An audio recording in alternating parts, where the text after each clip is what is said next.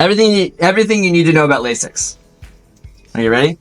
Okay, the first thing you need to know is that Lasix has a half-life, right? And the half-life is what? 6 hours.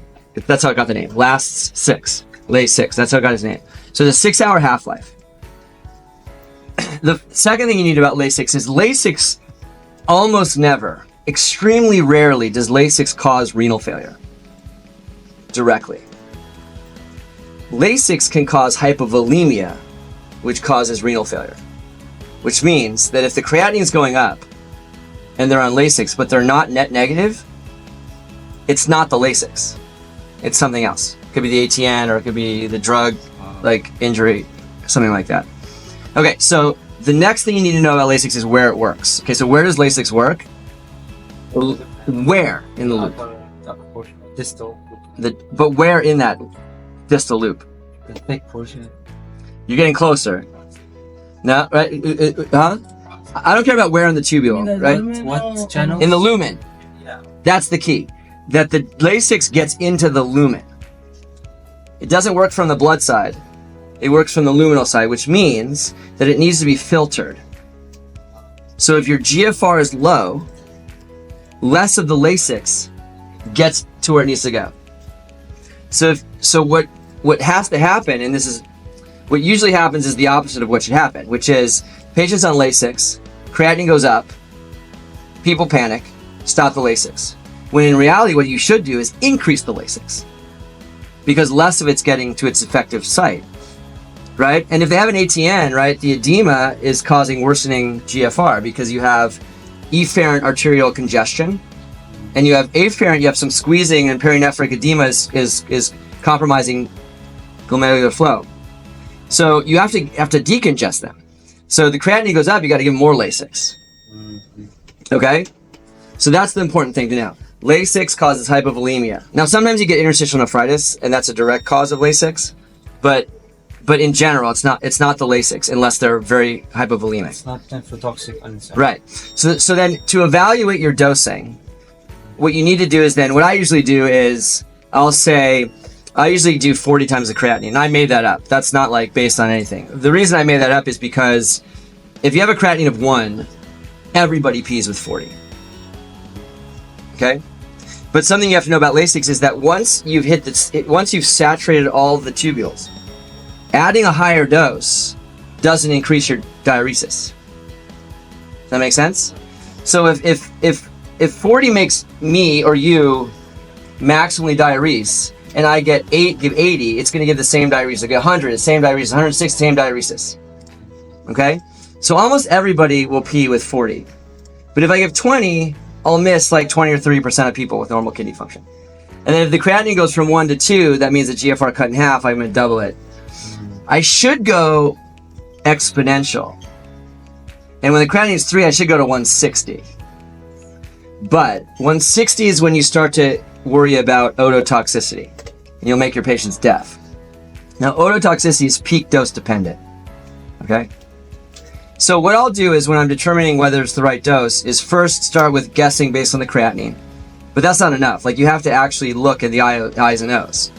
Right? And since IO balance is the 5th vital sign, right? So you want to see, okay, I gave the Lasix dose. In the 6 hours after the Lasix dose, how much did they put out? So I know my IO balance, how much urine they put out in that 6 hours, and then I look, how much did they put out in 24 hours? Sometimes what will happen is they'll put out a liter in 6 hours, but only are net negative 300 in 24 hours because those other 18 hours, they reabsorbed everything back. Okay? And sometimes you give them Lasix and they don't put out very much in the 6 hours. So if they don't put out very much in the 6 hours, you can increase the dose. If they put out a lot in the first 6 hours, but their 24 hours not good, you have to increase the frequency. And since it's last 6 hours, you can go up to Q4. I'm sorry, not Q4, Q6, 4 times a day. Okay? And that's sort of when you reach your limit. Okay? The things that you do, and so the other thing is that you should say is that the aggressiveness with which you diurese depends on where the patient is. If I have a patient that's on 100% FiO2 and the high flow and is about to get intubated, or is on BiPAP and is about to get intubated, or is on a vent, I need to get them off the vent, I'm going to be very aggressive. Okay, if they're just like a little edematous, okay, so you don't have to be so aggressive. Okay, so it's not like the same for everybody, right? Okay, now, you can make your diuresis better if you're sort of maxed out your 160 Q6 of Lasix, which is giving you like 640 milligrams a day. And you can put them on a Lasix infusion. Now, the advantage of a Lasix infusion is that since the ototoxicity is peak dose dependent, you never really get to those high peak doses. And you can start at, you usually start with a push of like 80 or 120. And then you start them at 10 or 20 milligrams an hour, and you can go up. Technically, the FDA says you go up to 160 milligrams an hour, but there is some evidence of ototoxicity when you get above 50. But I want you to know those numbers so that when the patient's on 5 of a Lasix drip, you're like, eh. Because sometimes when you say somebody's on a drip, people think it's like, oh, they're on a drip, right? Oh, yeah. But they're only on 5 an hour. You're like, okay, that's, okay. So what I usually do is I'll order the drip as follows. I'll order the drip to titrate to IO balance. And what the nurse will do is, let's say I want an IO balance of net negative 100 cc's an hour. I'll say increase by 5 or decrease by 5, depending on the previous hour's IO balance. So that way, if the patient, gets a blood transfusion, and their IO balance goes positive for those hours, what the nurse is going to do is going to increase the Lasix dose. The transfusion stops, then they're going to go negative. They're going to go too negative. She'll decrease the dose. As the patient goes into a post-ATN diuresis, they'll decrease the dose automatically. Okay?